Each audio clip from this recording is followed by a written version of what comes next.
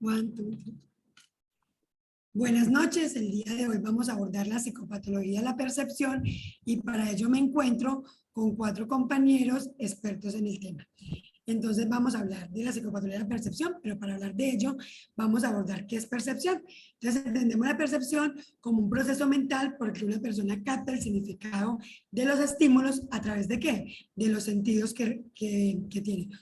Olfato, gusto, tacto, visión. Entonces, todos esos sentidos hacen que la persona entre en contacto con el mundo. Y ese es el primer proceso de conocimiento que tiene el sujeto con el mundo que lo rodea.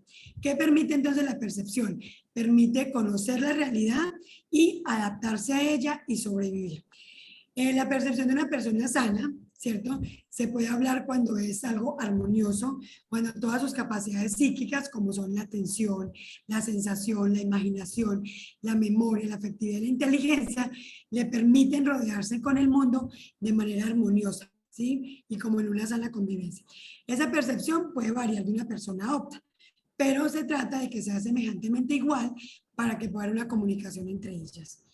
Las personas que distorsionan menos la percepción, es decir, que sus sentidos están más adaptados al mundo que los rodea, se consideran personas realistas y suelen precisamente tener una convivencia más armoniosa, sufren menos conflictos y tienen un mayor bienestar. Aquellas personas que distorsionan más la realidad o la percepción se denominan poco realistas. Son personas que se caracterizan por ser idealistas, fantasiosos, ilusos, suelen adaptarse menos al entorno, suelen sufrir más precisamente porque hay una alteración en sus sentidos que no le permite una convivencia como con ese entorno. Las personas cuando son poco realistas, pues llaman un poco la atención porque entonces ellos empiezan a añadir imágenes mentales a esos sentidos como los reciben del exterior. Entonces esas imágenes que ellos añaden, ¿de dónde vienen?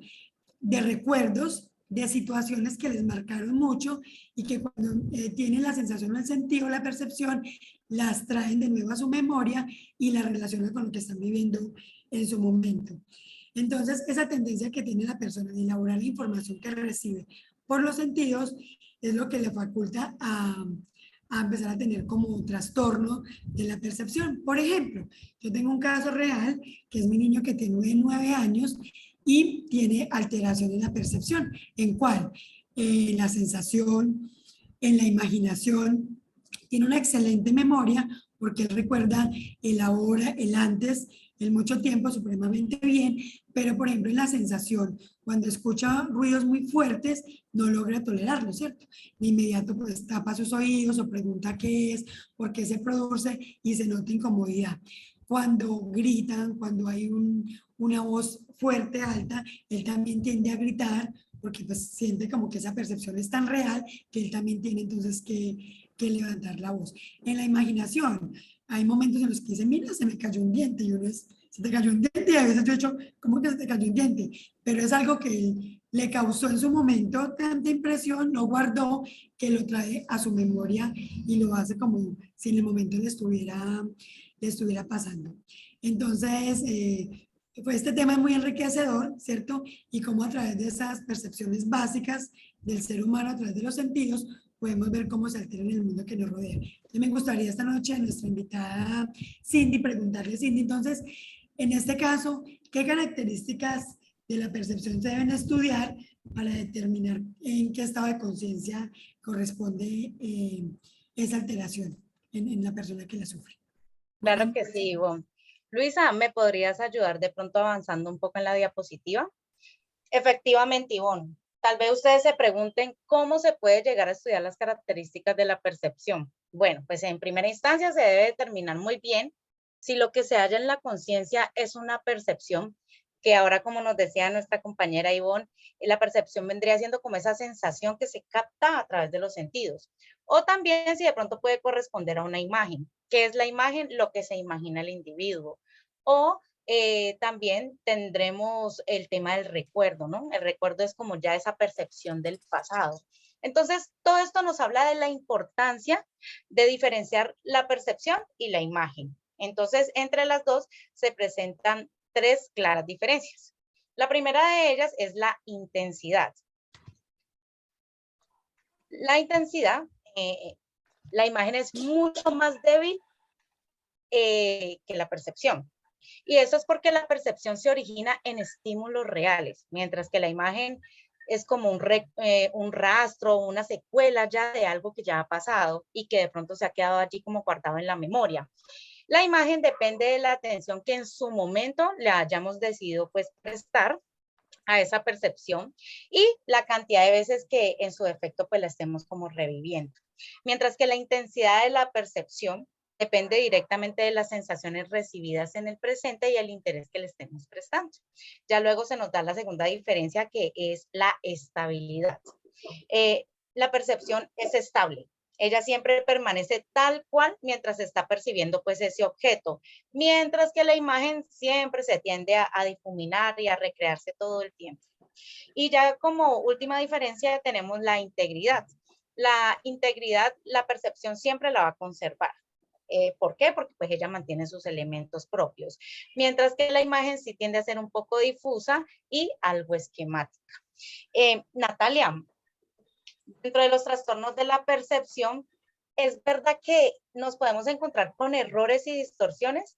Mira, Natalia, de que supe el caso de una niña de 11 años, ella le decía a la mamá, mamá, hoy veo más grandes mis manos, o de pronto podía que se hallaba un lapicero encima del comedor y ella tenía esa percepción de que el lapicero se veía mucho más pequeño en la mesa.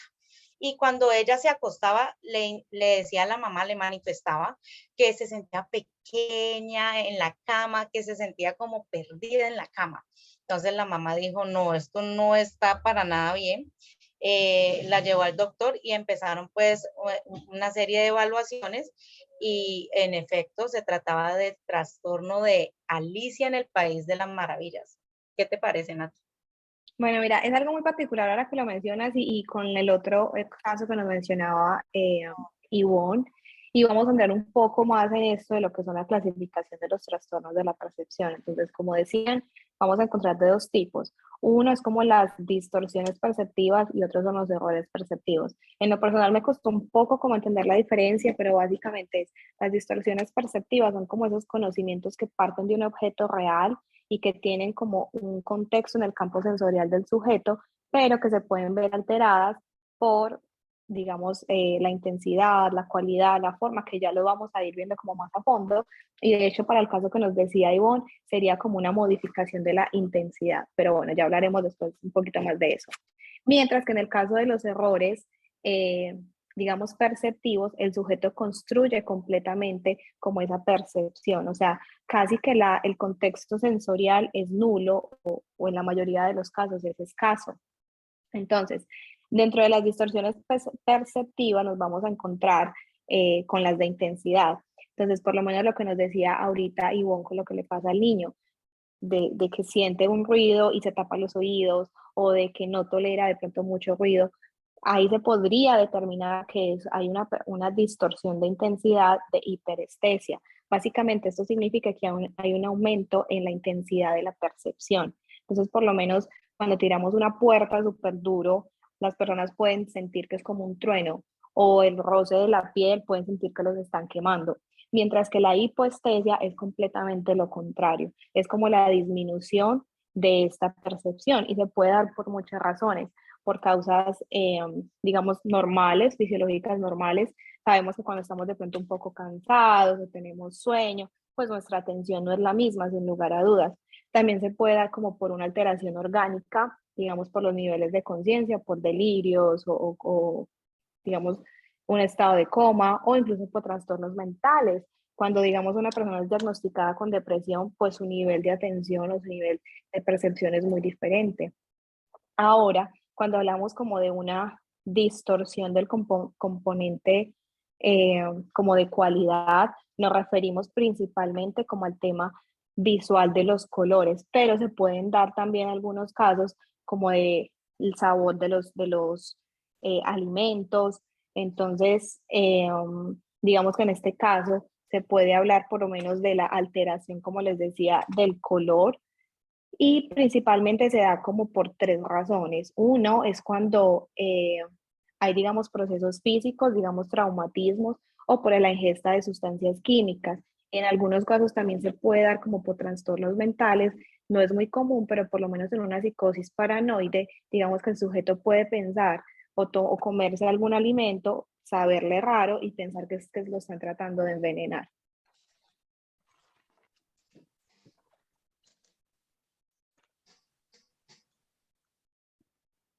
Ok, Nata.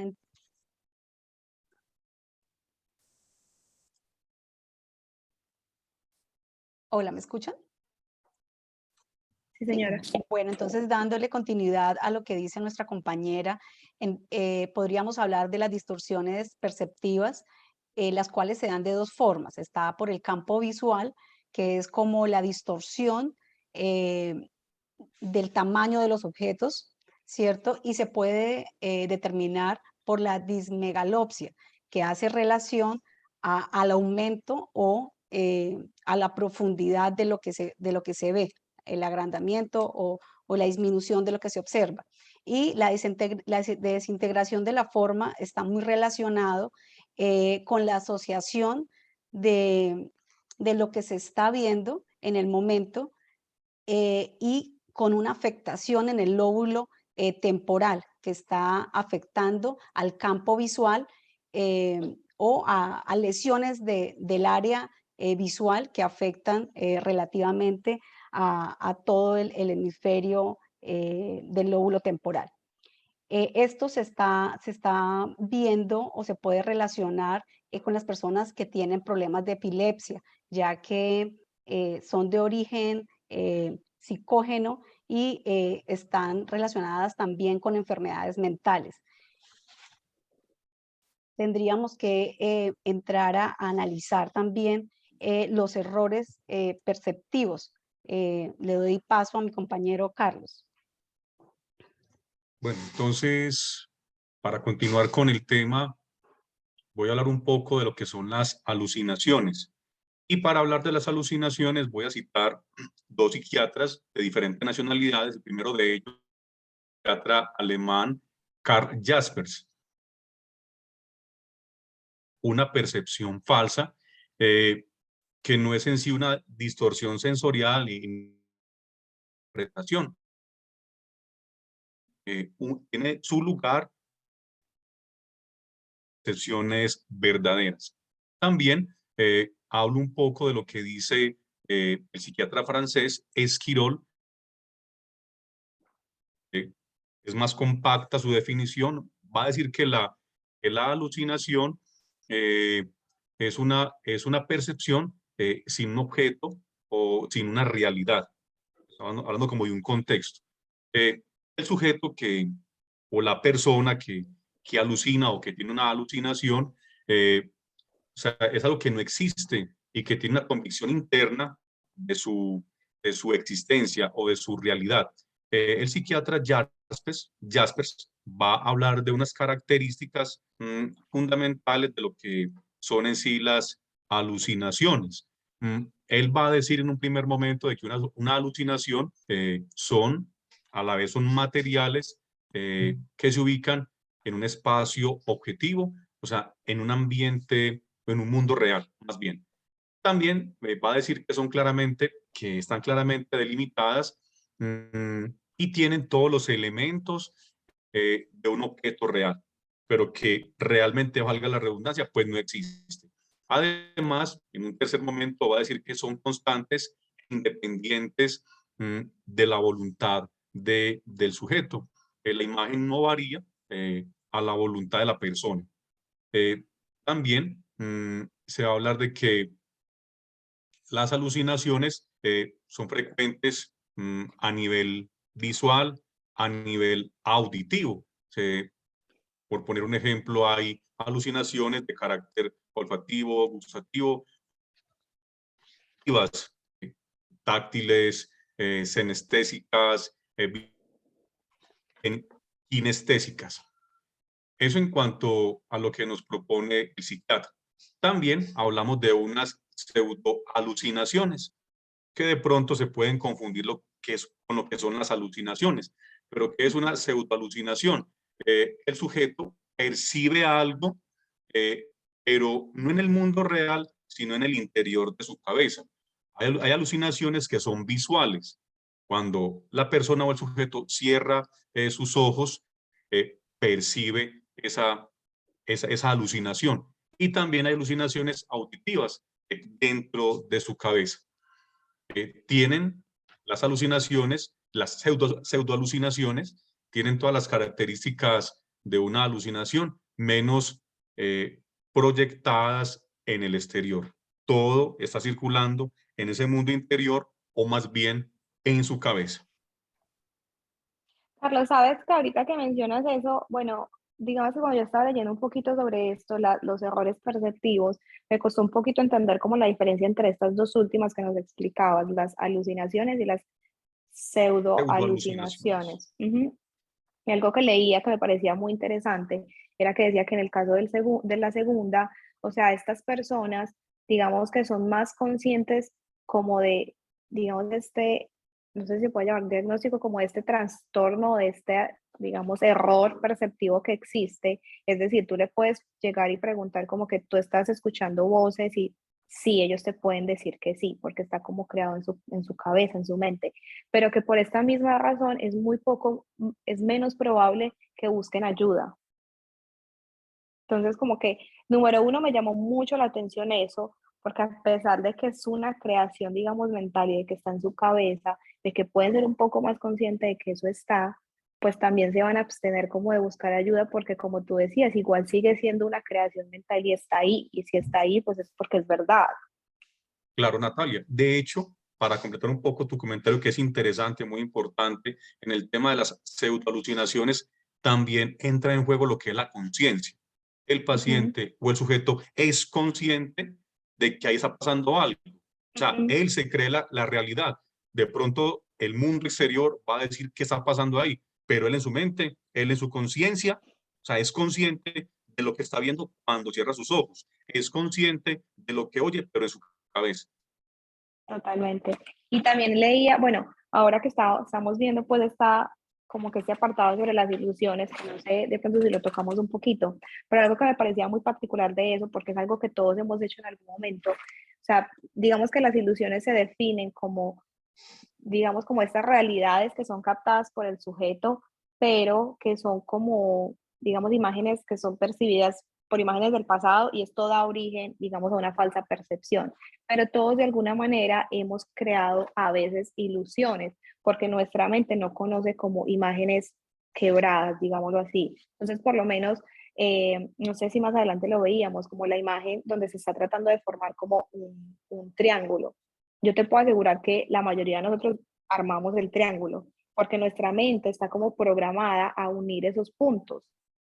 Entonces, digamos que todo esto tiene que ver mucho con lo de pues con este tema de la ilusión y los errores perceptivos. Entonces, como que esa línea entre lo normal y lo patológico es supremamente delgada, porque como decía Ivonne, pues como al inicio, tiene que haber, obviamente nuestra percepción varía de persona a persona, pero tiene que haber algo de semejanza para podernos comunicar. Y si no, Ok, Nata, sí, sí, nos quedan 10 minutos, qué pena, Ivonne, quería mencionar algo importante y es que entre las enfermedades que más tienen esta relevancia de percepción está la esquizofrenia y la depresión, donde las personas finalmente se aíslan del mundo que los rodea y están ensimismados en su interior y no perciben lo que hay en su entorno. Ese sería como gran aporte, pues tener en cuenta esto. muchas gracias a todos por los valiosos aportes.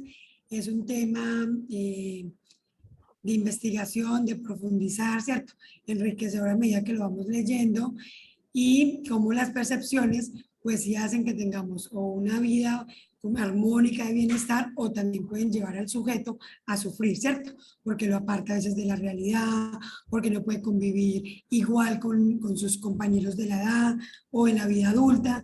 Y muchas veces la misma sociedad, las mismas personas no entienden esas alteraciones de la percepción y tienden a juzgar, ¿cierto? Y a ser poco empáticos con quienes las padecen. Entonces, muchas gracias por este aporte, por este encuentro académico. Creo que es muy enriquecedor para todos y para todas las personas que tengan la oportunidad de vernos después. Muchas gracias. Gracias. Muchas gracias.